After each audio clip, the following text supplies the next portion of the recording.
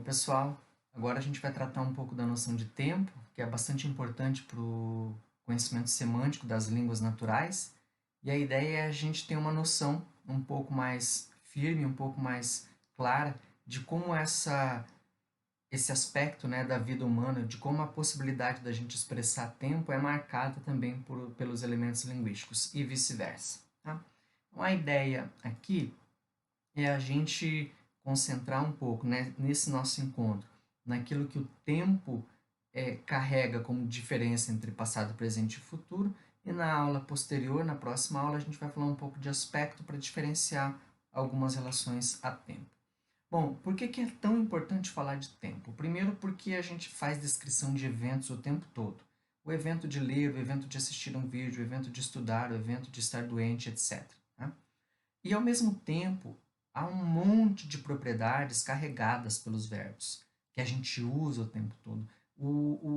A ideia do verbo é que ele carrega questões centrais, características e propriedades centrais para a gente falar em uma língua, né? Quer dizer, saber verbo é saber muito, muito sobre uma língua. Só que ao mesmo tempo a gente deixa muito de lado o conhecimento dele, especificamente quando a gente trata de tempo e de aspecto, que não é ou não são categorias muito estudadas nas línguas. O tempo e o aspecto são elementos muito presentes na gramática das línguas, especificamente na morfologia, então tem muita língua que marca isso na morfologia, como o português, a gente vai ver, mas ao mesmo tempo há dispositivos muito diferentes. Por exemplo, no chinês, não é a morfologia propriamente dita que marca a, a diferença temporal, até porque o chinês não é uma língua flexional, mas há uma série de partículas, de adjuntos, que são colocados na sentença para se marcar, por exemplo, presente, passado e futuro. O caretiana, que é uma língua indígena falada na região de Rondônia, ele diferencia, né, na sua morfologia, futuro de não futuro. Ou seja, futuro de passado e presente. É como se a gente tivesse só duas categorias marcadas morfologicamente. Já o inglês e o português brasileiro, por exemplo, diferenciam tanto na morfologia, então a gente tem elementos no próprio verbo para marcar isso, quanto na sintaxe. Então a gente pode colocar tanto adjuntos para reforçar a ideia de tempo, para marcar a ideia de tempo que a gente quer, e a gente pode colocar verbos auxiliares, outras partículas e etc. A intuição básica, se a gente perguntar para qualquer pessoa, qual que é a diferença entre presente, passado e futuro? É de que essas noções têm relação diretas com o momento de fala, com a hora que a gente está falando uma sentença. E tem razão. Então a gente pode dizer assim, pelo menos a ideia do tempo, isso faz sentido. Tá? Então no passado, por exemplo, no português, eu tenho algo como ontem João nadou. Então é algo anterior ao momento que eu estou falando essa frase. Eu estou falando agora e o fato de João nadar, o evento de João nadar aconteceu ontem. No presente, neste momento João está nadando. Então é como se fosse simultâneo. Então o momento de fala e o momento em que o João nada são simultâneos. E no futuro, como em amanhã João vai nadar, eu coloco um evento de João nadar posterior ao meu momento de fala, que é o agora, o momento em que eu pronuncio a sentença. É isso que a gente chama de momento de fala. Então essa intuição básica de que o tempo tem relação direta com o momento de fala é muito boa. Só que a gente tem umas perguntas assim para dizer. Parece que é simples, mas a gente pode verificar que às vezes não é tanto. Então, a primeira seria como é que a gente expressa tempo em português e que lógica existe para essa expressão. Então, no caso do tempo, a gente vai assumir a teoria do Wolfgang Klein, que diz assim, que as relações temporais são dadas basicamente por relações de antes, depois, simultâneo, incluído, e que levam em conta três momentos distintos. Um momento que é o momento de referência. Então, o Klein diz assim, a gente nunca fala uma sentença do nada. A gente, quando conversa, quando faz sentenças numa língua, a gente sempre coloca um momento específico de referência para dizer, ó, eu estou falando sobre esse período, sobre esse momento específico. Então, o momento de referência, na teoria do Klein, é o momento mais importante. E esse momento é dado por uma série de elementos linguísticos, como adjuntos adverbiais, hoje, ontem, amanhã, agora, e orações de mesmo cunho adverbial, como quando Maria chegou, quando eu era criança, ou depois que eu cheguei, ou depois que eu lavar a louça, etc. Né? O segundo momento que o Klein coloca é o momento de fala, que é esse momento em que a gente pronuncia, que a gente profere uma sentença. E aí, lógico, agora é o momento mais comum. Claro que eu posso me referir a uma sentença que eu proferia antes, que eu falei antes, mas isso a gente resolve lá no contexto. Né? Quando chegar uma sentença desse tipo, a gente pode falar. De qualquer modo, o momento de fala é o momento em que a gente pronuncia uma sentença. E existe o momento do evento, que é aquele relativo ao evento, à situação. Então, se eu tenho uma sentença como o João correu ontem, o momento do evento é o intervalo de tempo que João correu. Eu não sei quanto tempo isso durou, mas existiu um evento de João correr, existiu uma corrida do João. A duração desse evento é basicamente o momento de evento. O que é interessante é que aqui eu estou falando que a duração desse evento de João correr está inteirinha ontem. Eu não estou dizendo que ele começou anteontem, passou ontem e ainda está correndo hoje. Não, eu falei, João correu ontem.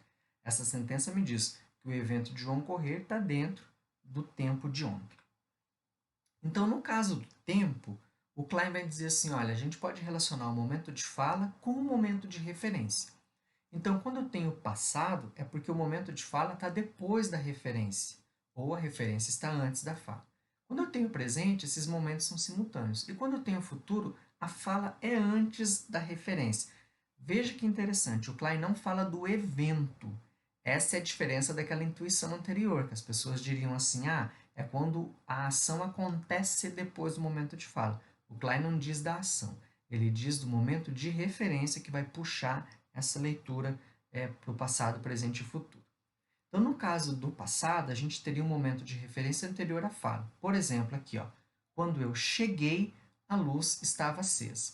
Vejam, eu gostaria de deixar claro aqui que o que a gente está tratando de momento de referência está basicamente marcado aqui nesse negrito. Então, quando eu cheguei, é o momento da chegada. E o que a gente está dizendo é, quando eu cheguei, a luz estava acesa. Quer dizer, eu estou jogando essa referência para o passado, quando eu cheguei. E aí eu posso dizer qualquer outra frase. Quando eu cheguei, a luz estava acesa. Quando eu cheguei, o João estava jantando. Quando eu cheguei, etc, etc. Mas qualquer coisa que eu faça depois, por causa desse momento de referência, dessa chegada a ser no passado, a sentença também vai ficar no passado. Como aqui, a luz estava acesa.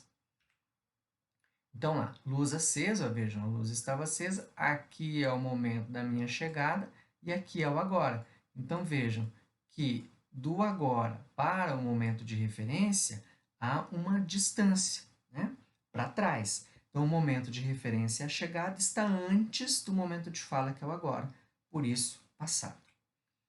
No presente, esses momentos são simultâneos. Então, se eu tiver neste momento a luz está acesa, significa que eu estou falando de um evento do agora.